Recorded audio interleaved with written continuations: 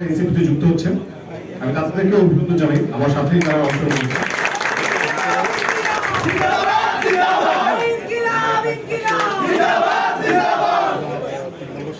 ধন্যবাদ।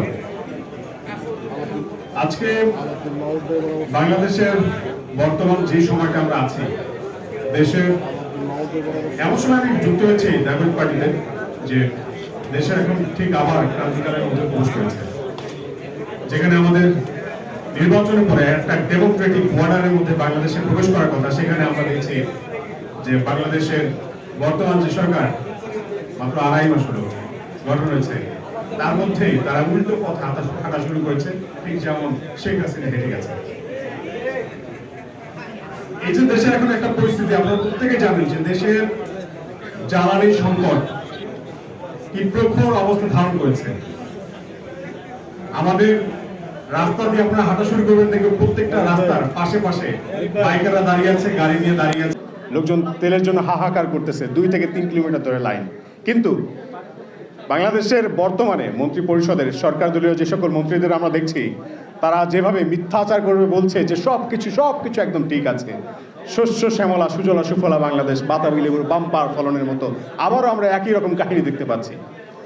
তো এই যে একটা পরিস্থিতি, আমার মনে হয় এত সুন্দর করে গুছিয়ে ট্যালেন্টেড মিথ্যা কথা শেখ হাসিনা হয়তো বলতে পারতো কিনা আমি জানি না, তবে তারা যে পারছে, এটা আমাদের তাদেরকে অভিনন্দন জানাবো নাকি আমরা আসলে নিজেরা লজ্জিত হবো আমরা বুঝে উঠতে পারছি না। যে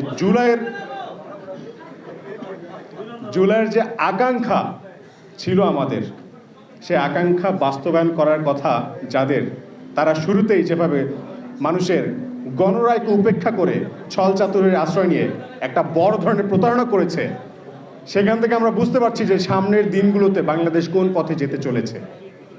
তা আমরা চাই না ওই সকল দিনগুলো আবার ফিরে আসুক, কারণ আমরা চাই না বারবার আবু সাইদ মুগ্ধরা রাস্তায় প্রাণ দিতে দাঁড়িয়ে যাক।